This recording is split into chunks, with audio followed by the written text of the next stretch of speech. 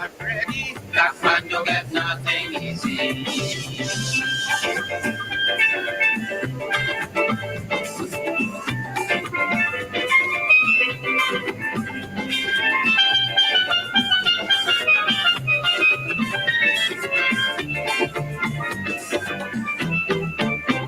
You get up one morning, independence happening.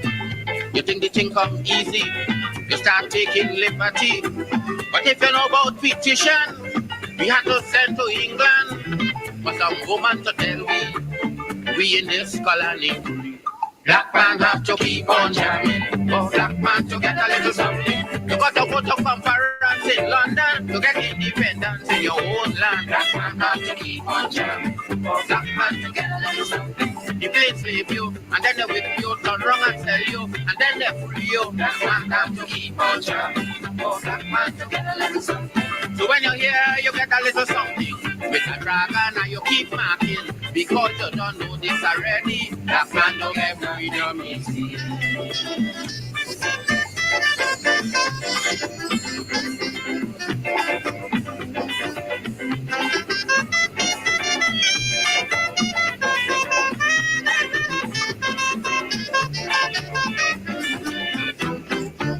So when a black man have something, you got to start thinking.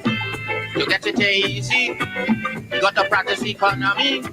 From getting licks from the slave master to become the landowner is a terrible journey. Black with plenty brutality. Black man got to keep on jamming. For black man to get a little something, you got to make up your mind that you're able. You got to bully and jam with the devil. Black man got to keep on jamming. For black man to get a little something, you got to make up your mind that you're ready. You swim up slow and drop your boat steady. Black man got to keep on jamming. For black man to get a little something. So when you're here, you get a little something. With a hawker, you better keep watching, because I don't tell you already. Black man don't get nothing easy.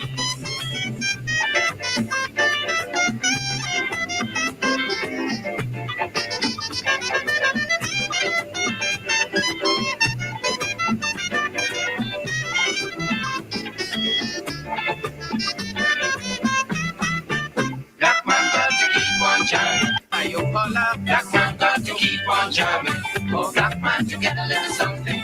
People rob you, humiliate you, turn around and whip you, and then they free you. Black man got to keep on jamming. For black man to get a little something. So when you're here, you get a little something. With a four high friends, look your marking, because you don't know already. Black man don't get nothing easy.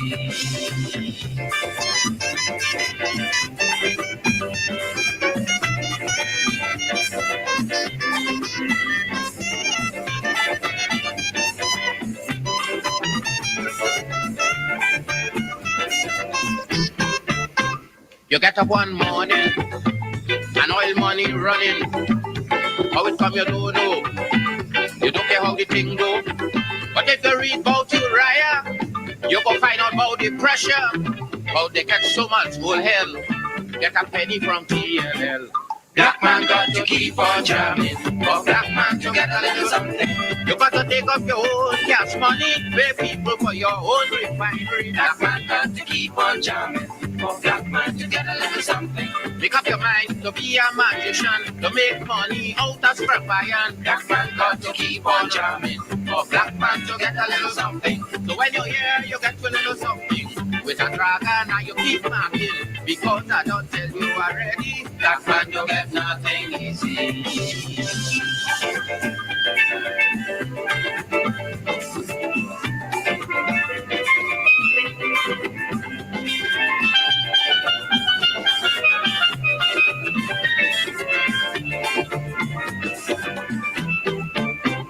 You get up one morning, independence happening.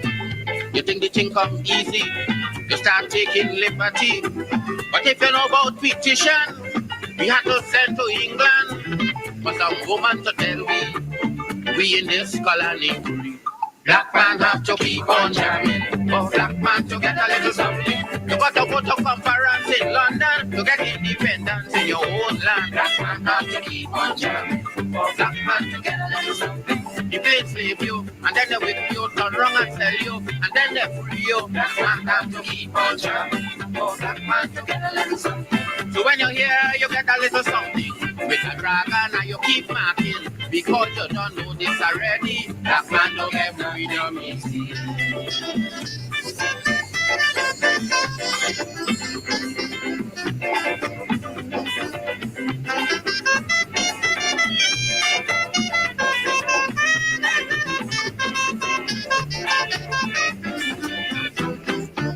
So when a black man have something, you got to start thinking. You get it easy. You got to practice economy. From getting licks from the slave master to become the landowner is a terrible journey. Black with plenty brutality. Black man got to keep on jamming. For black man to get a little something, you got to make up your mind that you're able to get a money and jam with the devil. Black man got to keep on jamming. For black man to get a little something, you got to make up your mind that you're ready to swim up slow and rock your boat steady. Black man got to keep on jamming. For black man to get a little something. So when you're here, you get a little something. With a hook, you better keep watching, because I don't tell you already. Black man don't get nothing easy.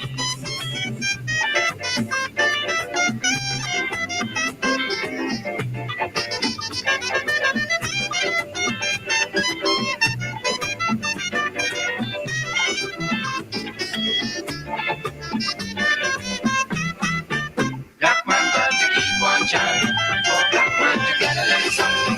You got to put up a parent in England. With a hook, you better keep watching, because I don't tell you already. Black man don't get nothing easy.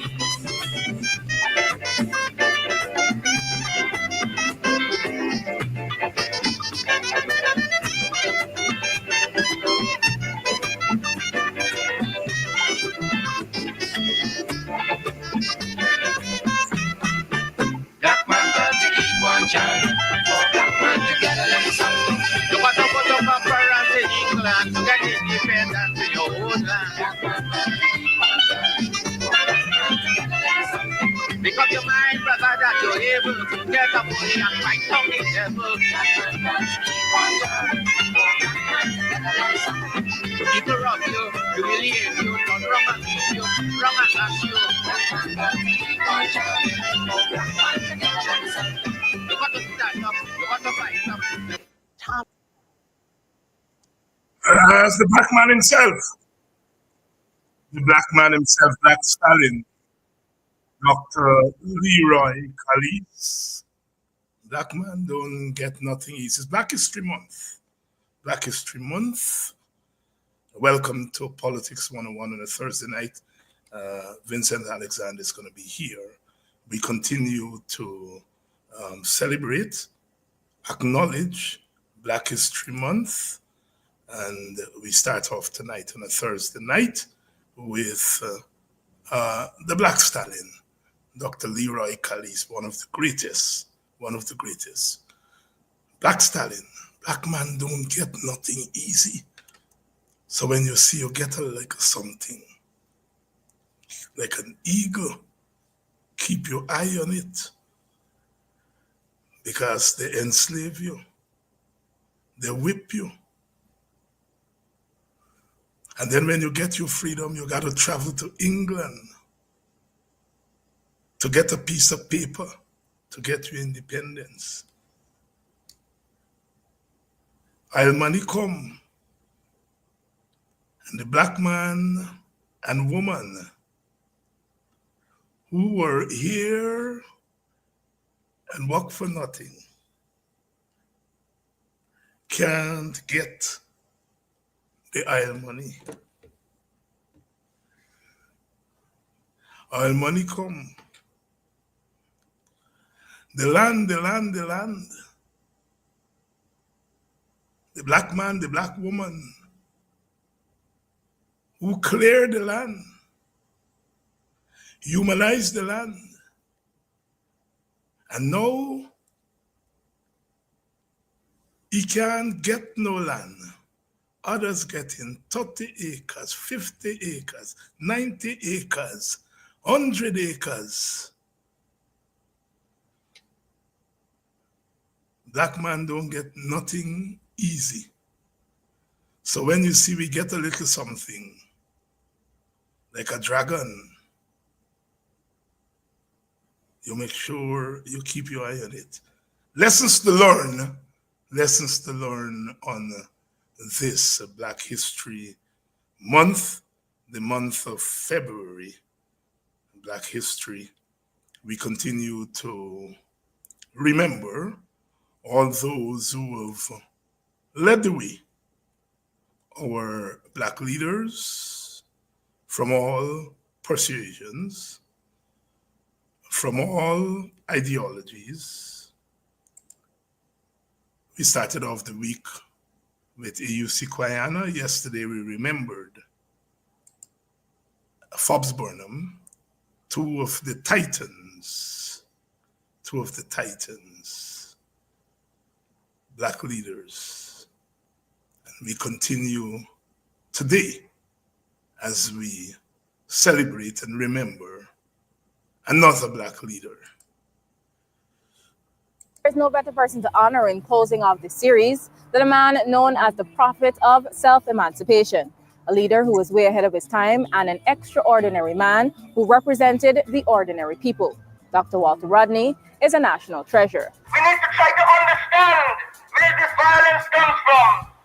We need to identify the various forms of this violence, how it is operating, and why it must continue to operate until the Guyanese people get their destiny into their hands. In a world where many sought freedom through governance, Walter Rodney, who was described as a scholar activist, believed that persons should participate in their own freedom.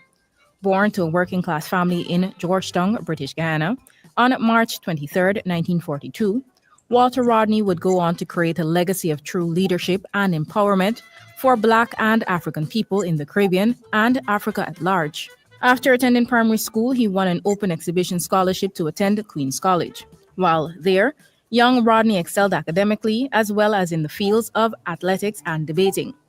By 1960, another scholarship opportunity would arise, which saw him furthering his studies at the University of the West Indies in Jamaica. As a student, between the years 1960 to 1963, he campaigned to have Jamaica remain in the West Indian Federation. His academic excellence would continue after he graduated with a first-class honors degree in history in 1963, later winning an open scholarship to the School of Oriental and African Studies in London. By age 24, Rodney had earned a PhD in African history at the School of Oriental and African Studies in London, England. This path shaped his career as he traveled widely and became known as an activist, scholar, and formidable orator. He taught at the University of Dar es Salaam in Tanzania during the period 1966 to 67, and later in Jamaica at his alma mater, UWI Mona. It was in Jamaica where Rodney began the Black Power movement, advocating for the poor working class, causing him to be banned from the country due to riots that ensued in October 1968. He later returned to Tanzania in 1969 to the University of Dar es Salaam, where he served as a professor of history until 1974. While in Africa, Rodney spent time among the troops who fought against the apartheid system, teaching them about African history. In 1974, Rodney returned to Guyana to take up a position as a professor at the University of Guyana, but the government prevented his appointment. He became active in politics, later joining the Working People's Alliance Party, where he became chief spokesperson. Rodney was remembered as a leader who was brave and respected the ordinary people, a leader who did not ask of his people what he was not willing to do himself. Some of Rodney's life work included How Europe Underdeveloped Africa, The Groundings with My Brother, A History of the Guyanese Working People, among others. Rodney was assassinated in 1980 at the age of 38. We salute Dr. Walter Rodney, who was a product of time and place, having the capacity to absorb the energies of the people around him, and that is what made him exceptional. We thank you for joining us on this Black History Month journey as we navigated, celebrated, paid tribute, and honored the life and works of our Guyanese men and women. It is our hope that these individuals are not only celebrated in the month of February, but every day. I'm Renata Burnett. Good night. Thank you so much, Sister Barnett.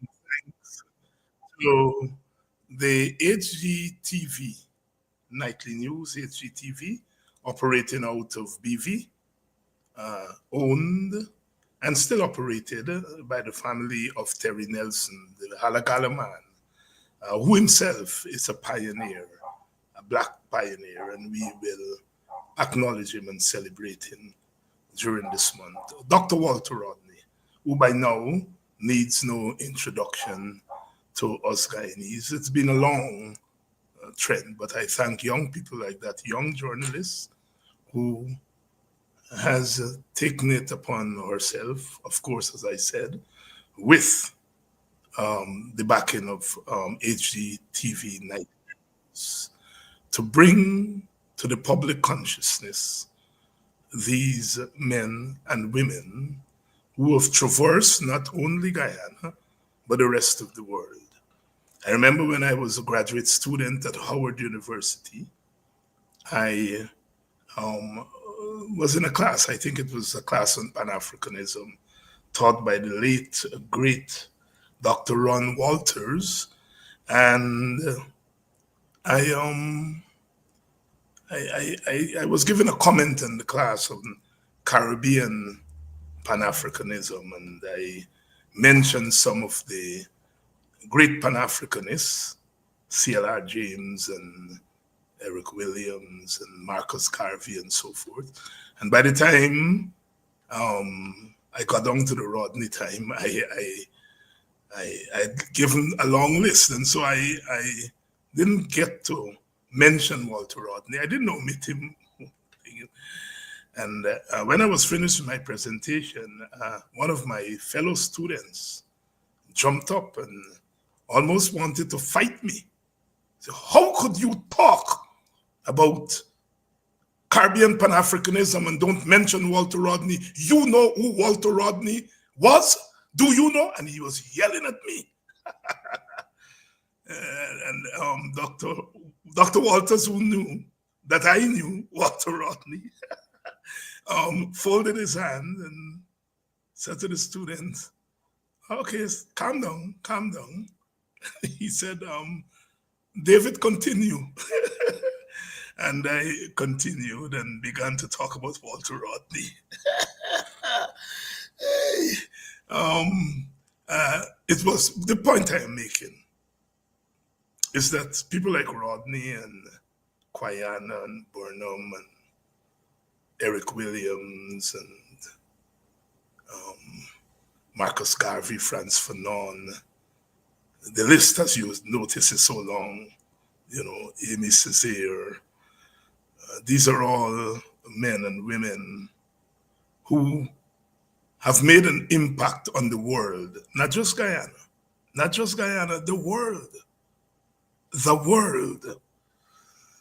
The world. You know, I just came from class and I was prepping my students, and I said, well, you know, I taught you all of two great books.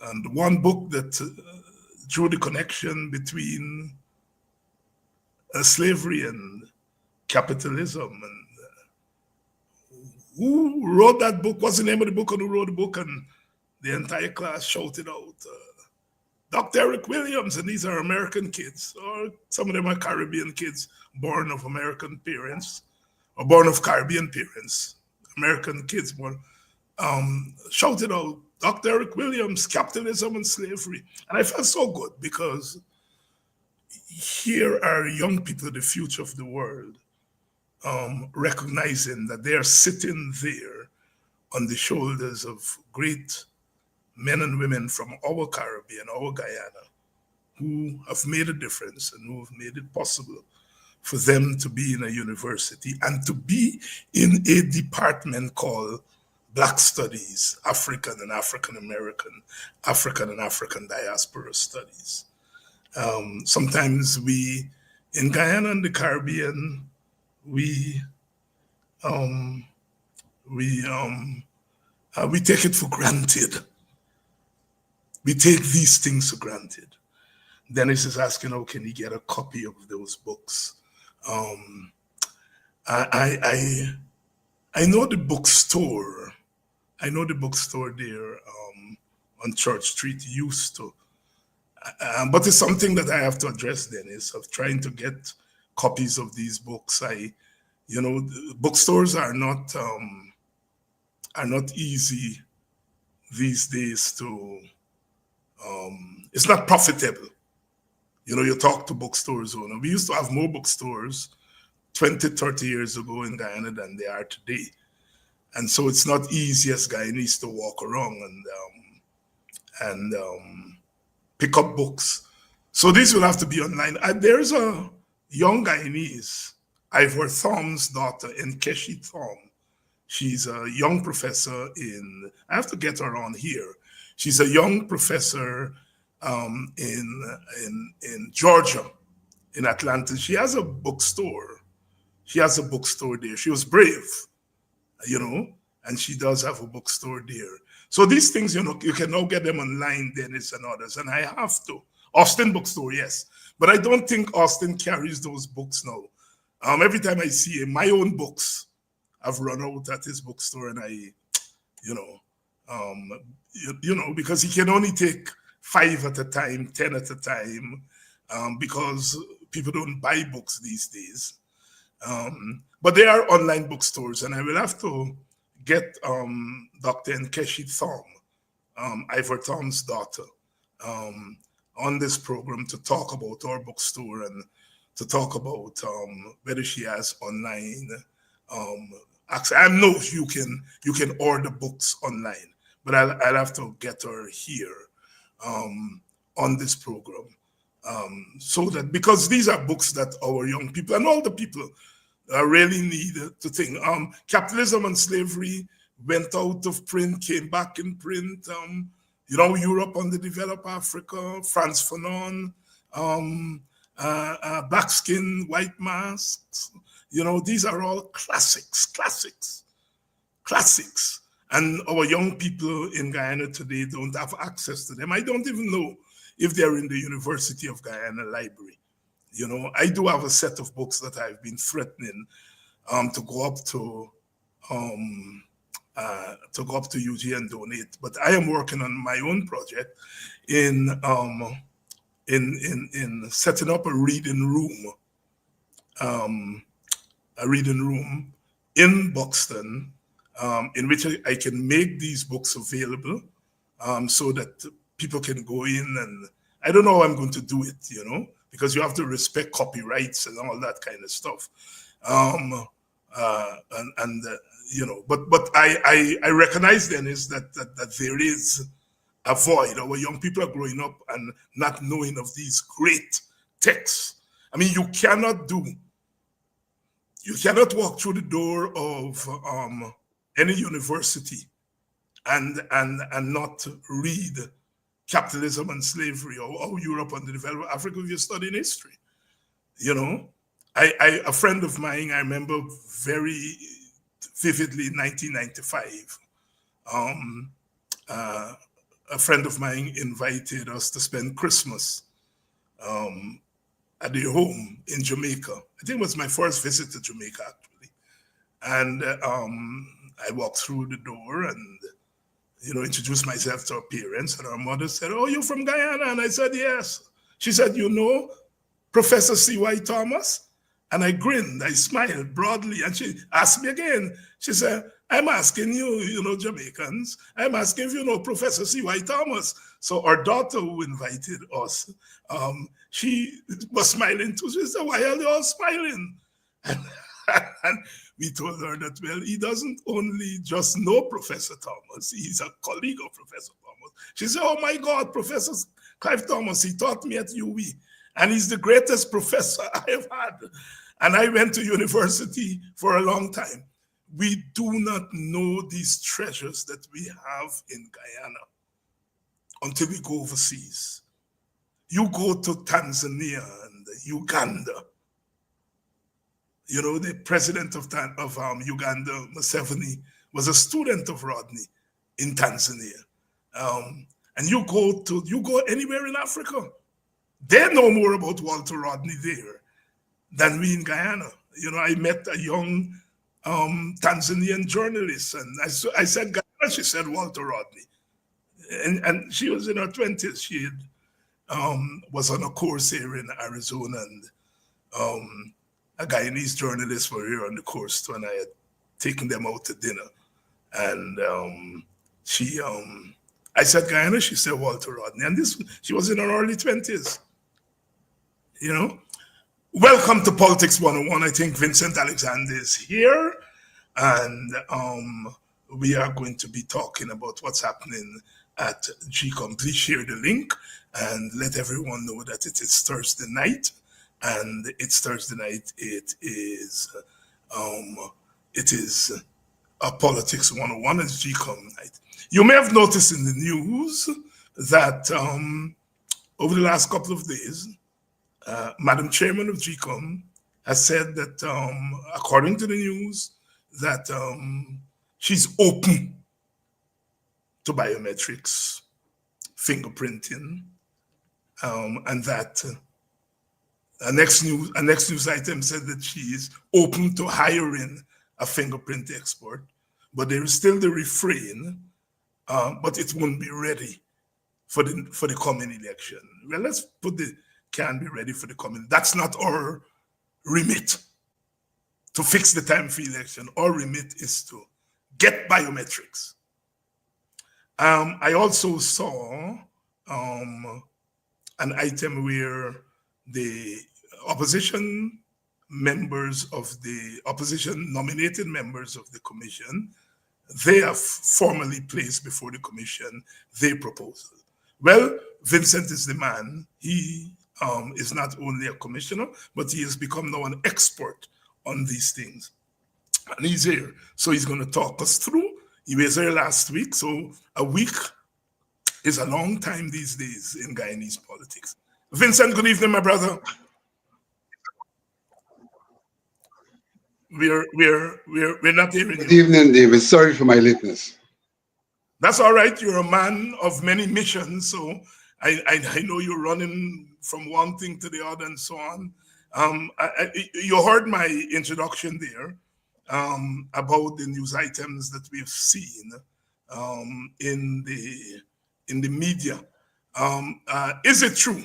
Are the reports accurate? Have they captured the Madam Chairman's disposition over the last week? Have they accurately captured it? Yeah, I think what's in the news is fairly accurate. I did indicate on the last occasion when I was here that we had tabled a proposition that, given her disposition to biometrics, that we should then proceed to, at minimum, introduce digital capture fingerprints going forward. And she had promised to give a response to that, which response we now have. And that response follows the same trend of the response overall. Thing is doable.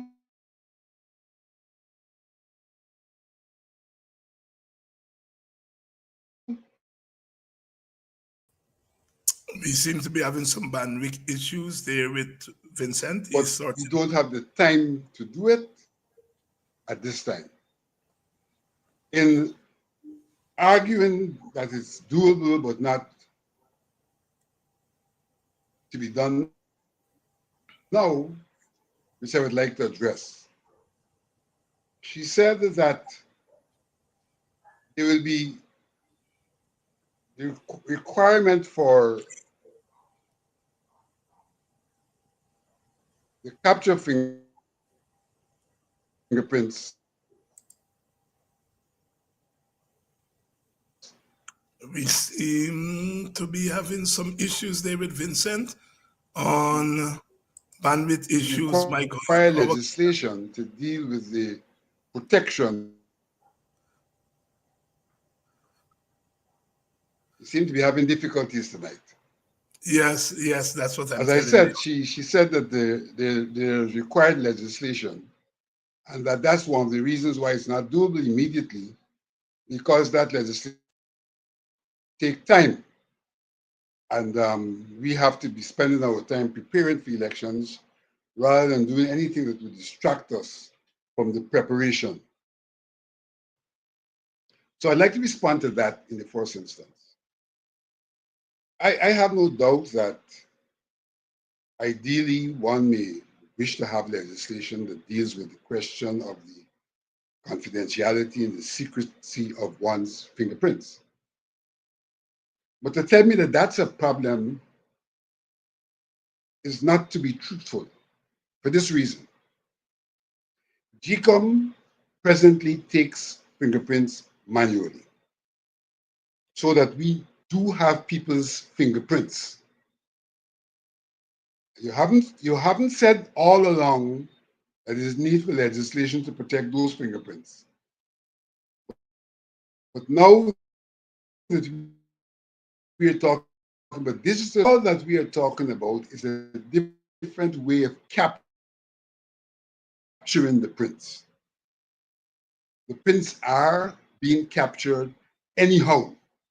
And we are talking about a different way of capturing them digitally. So I don't know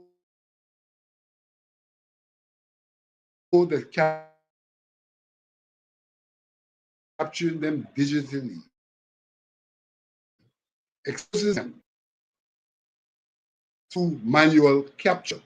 To have legislation for the protection, it is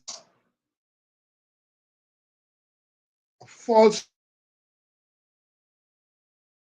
to suggest can without legislation, because you are capturing fingerprints anyhow without the legislation. So that's the first point I want to make. That it's really trying to find a reason not to do it.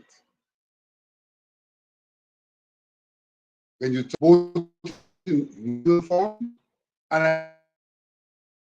I may go on to say we already have it in digital form. Because when you capture the fingerprints presently manually, we do digitize them for the purpose of matching. The content about digital capture is that the manual capture is not perfect. And basically, all you're trying to do is to perfect what you're presently doing. And what you're presently doing is not protected by legislation. And though maybe one may ID legislation, to say that the legislation is a precursor or prerequisite is to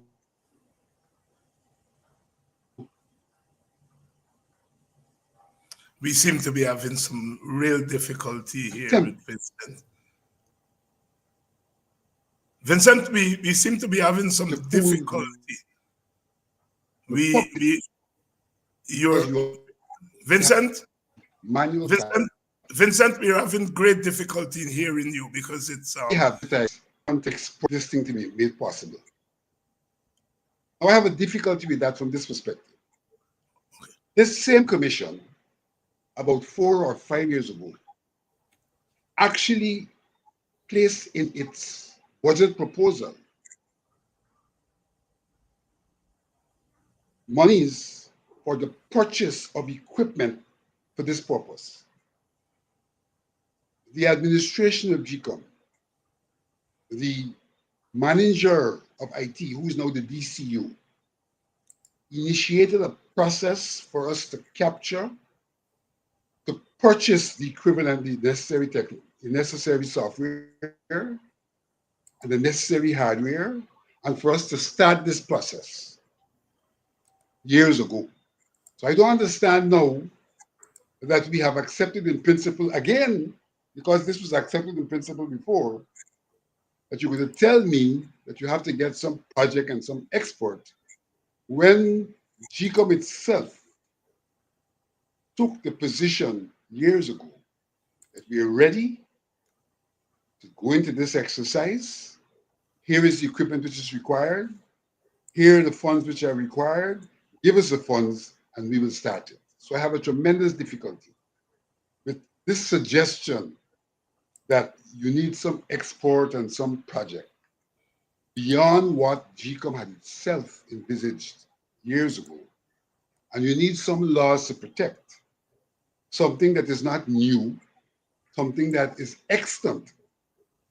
And you're not protecting the extant thing.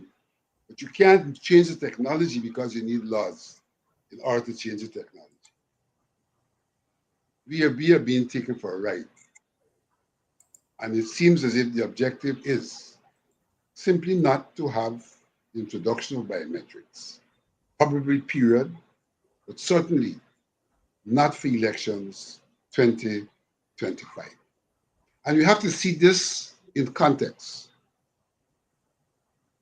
The context I just gave was that GECOM itself had embarked upon this years ago. Unfortunately, they didn't go ahead at that time. The context also is that the People's Progressive Party, and more specifically its General Secretary, called for biometrics at the end of 2015. And that now he is saying no biometrics. And GECOM is saying no biometrics, seems to suggest that GECOM is following on this General Secretary, following on from what he has done. And so when he wanted it, they wanted it. Now he doesn't want it, they don't want it. Something is afoot. Because we know that there's good reason for the introduction of biometrics, given the fact that the evidence exists of multiple voting at the last election, that biometrics is one mechanism that can, in fact, mitigate against. Vincent Alexander here. We are having a little bit of problems here with Vincent's bandwidth there, it seems. It says it be going in and out. Vincent, are you hearing me? Are you hearing me, Vincent? I'm hearing you now, yes. Yes. Did you hear me? Yeah, we heard you for the last 4 or 5 minutes. It's going. Did you hear me in my expression? Yes. We heard you for the last 5 minutes, but for the last minute or so, you drifted out. You when you were here last week, you said you put a proposal before the commission for them to begin the process. What has been the reception to that?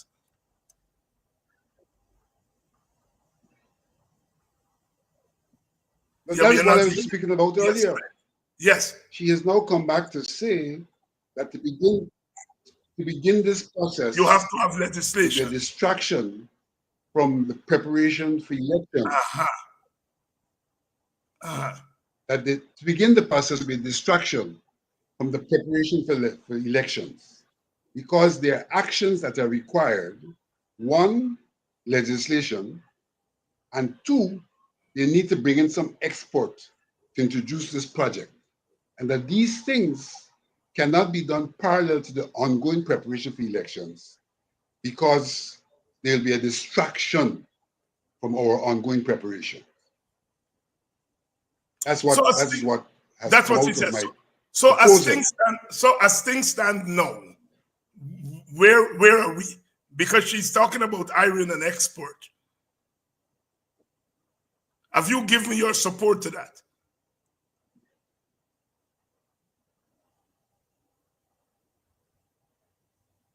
Yes, we're definitely having some difficulty here with Vincent.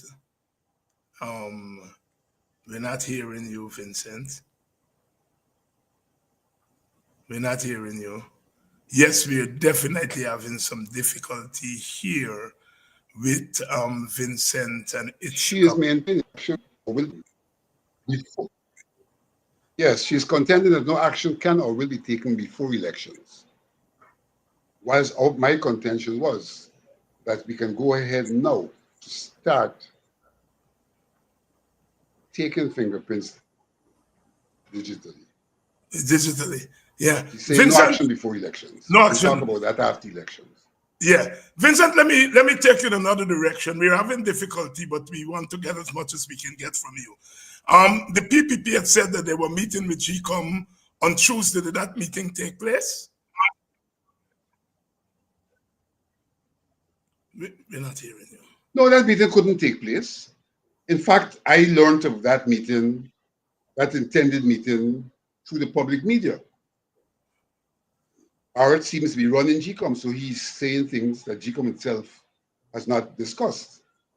At our last meeting on Tuesday, the chairman brought a letter from the PPP, which requested that we meet on the 18th of February. So that was false information, misleading information to suggest that we were going to meet last week or this week.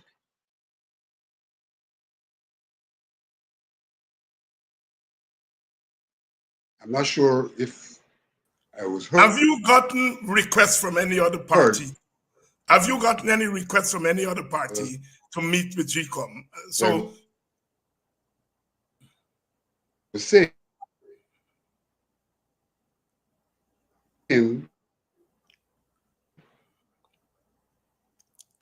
yeah, Vincent, we're really having difficulty in hearing you. The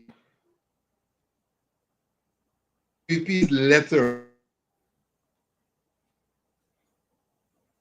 Vincent, we're having difficulty hearing you. This week.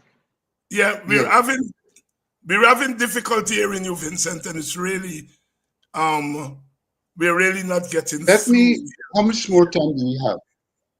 We have time. Let me switch to my phone and see if that works better. Okay, see if that works. Right.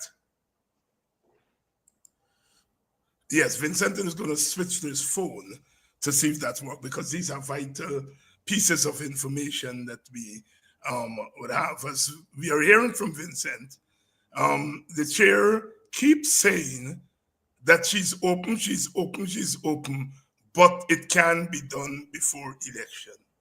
And it's not the remit of the chair it's not for the chair to decide whether this thing can be done in time. That's not our remit.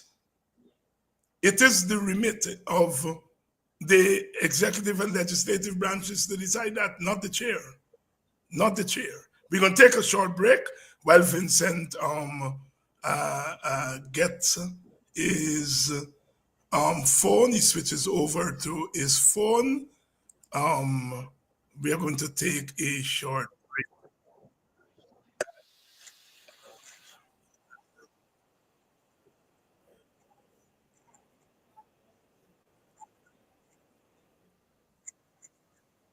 Georgetown, British Guiana. On March 23, 1942, Walter Rodney would go on to create a legacy of true leadership and empowerment for Black and African people in the Caribbean and Africa at large. After attending primary school, he won an open exhibition scholarship to attend Queen's College. While there, young Rodney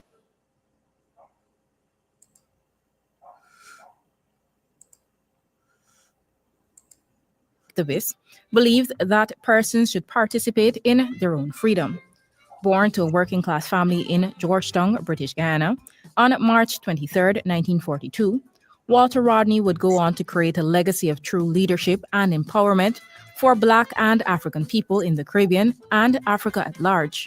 After attending primary school, he won an open exhibition scholarship to attend Queen's College. While there, young Rodney excelled academically as well as in the fields of athletics and debating. By 1960, another scholarship opportunity would arise, which saw him furthering his studies at the University of the West Indies in Jamaica. As a student, between the years 1960 to 1963, he campaigned to have Jamaica remain in the West Indian Federation.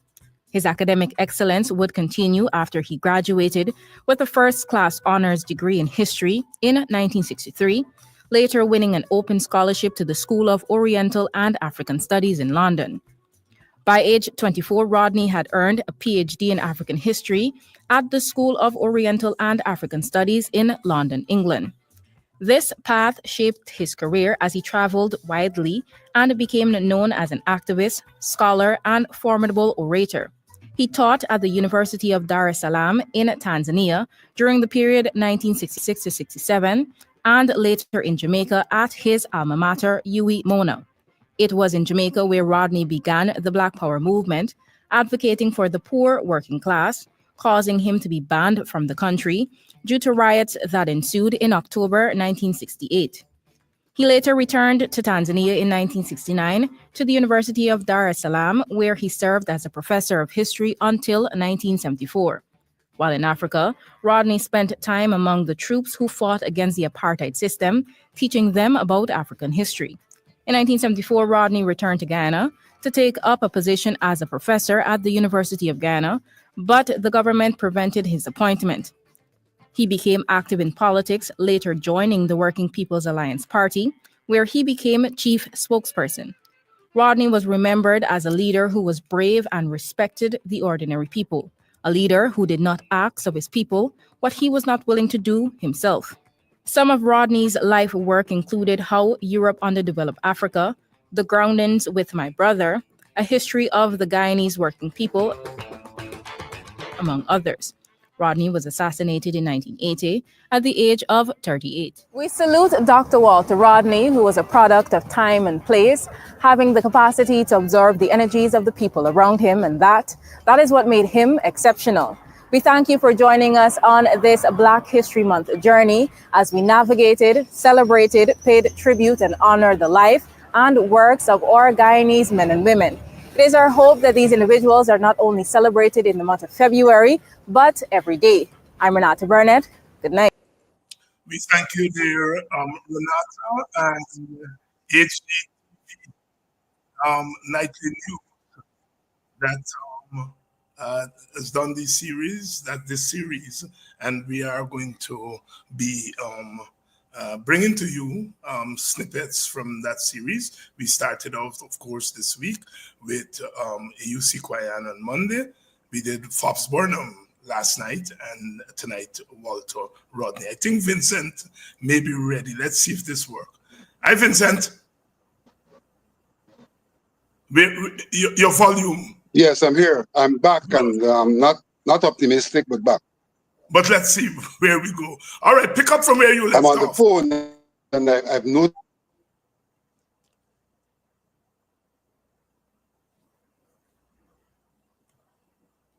Yeah, we've lost you there again.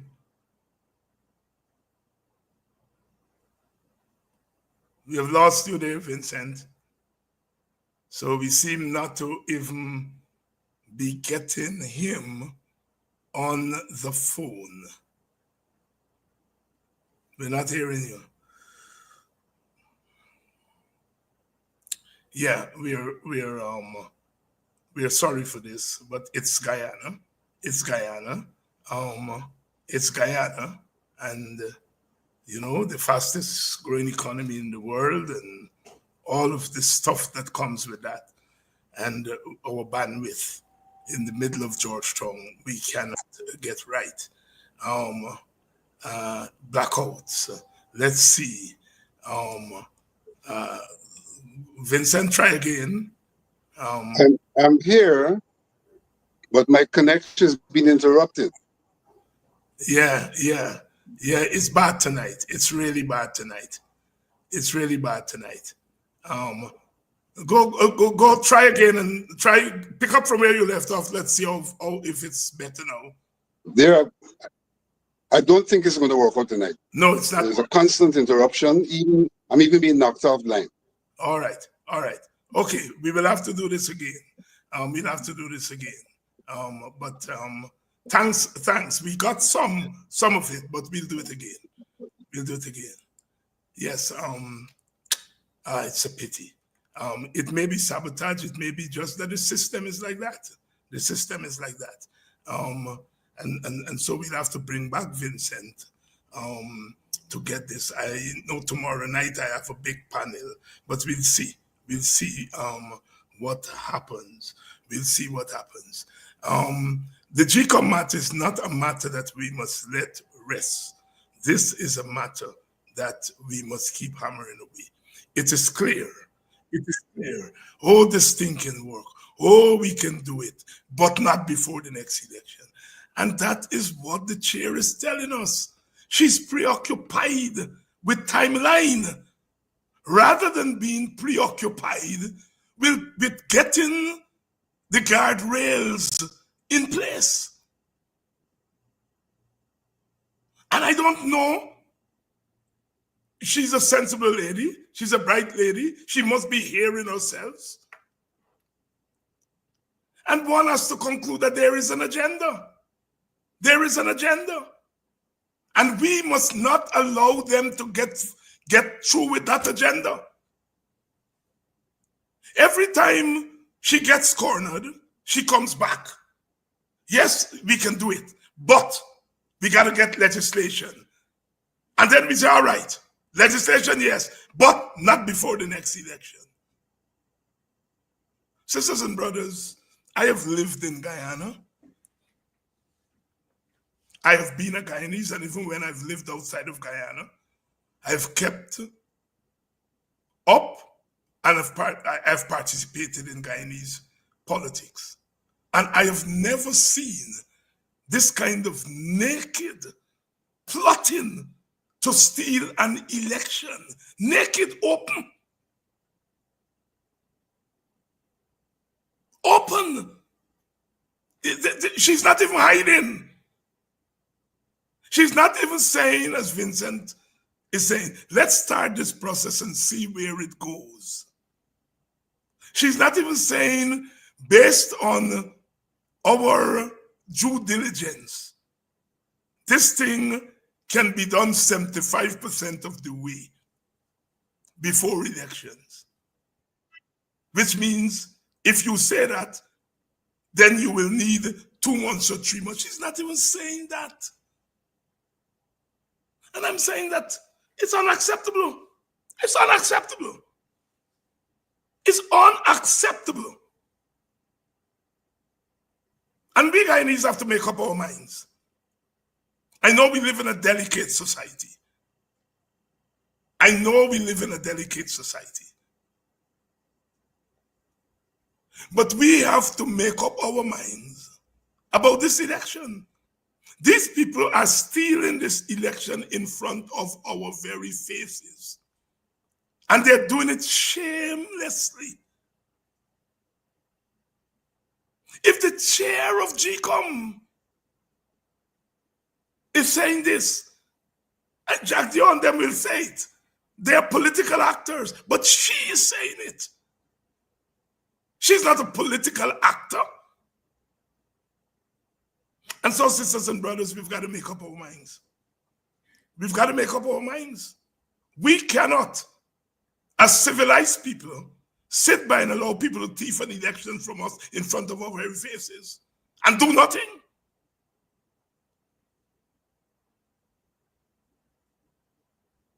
Not Walter Rodney, not Forbes Burnham, not the UC Guyana, in their time, would sit by and allow something like this to happen. We are in different times from their time. We cannot do things the way they did it. But we have a responsibility to our people and our country.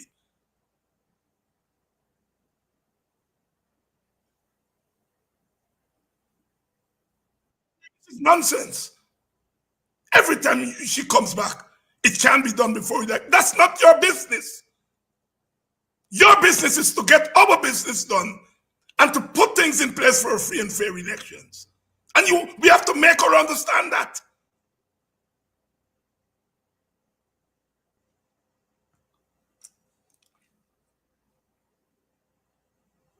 She has no respect for half the population of this country. Because she's doing the bidding of half. She has no respect for half the population of this country.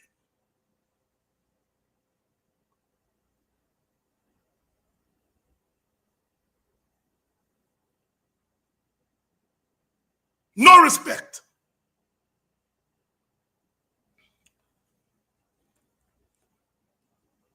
we have a lot of work.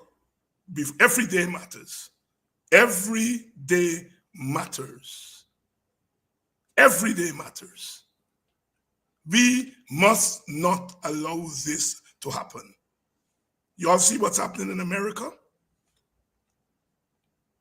They allowed half of the nation sit back and allowed something to happen. They now get the government, and look what. And these people are going to do worse than Trump. Every day, look at what that Mr. Trump and they're doing. Every day. But one thing, the American people, I just heard on the news, 16,000 calls are coming through per day to one senator, including some who voted for Trump.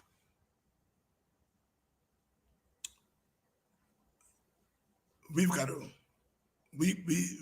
make up our minds. And I'm not putting the burden on you all as ordinary people. I'm putting the burden on us, the leaders.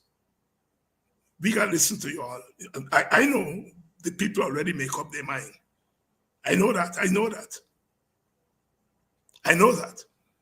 I get text messages. I get voicemails. I get emails. I now start to share them with my party leadership. I never used to do it.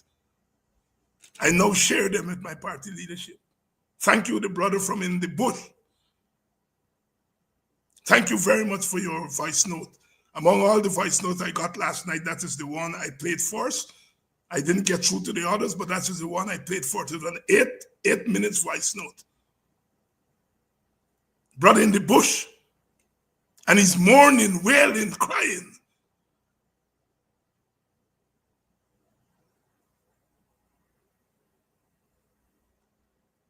I'll see you all tomorrow night. I have a big panel tomorrow night.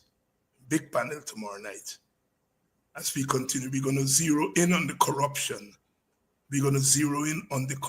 This corruption is too much.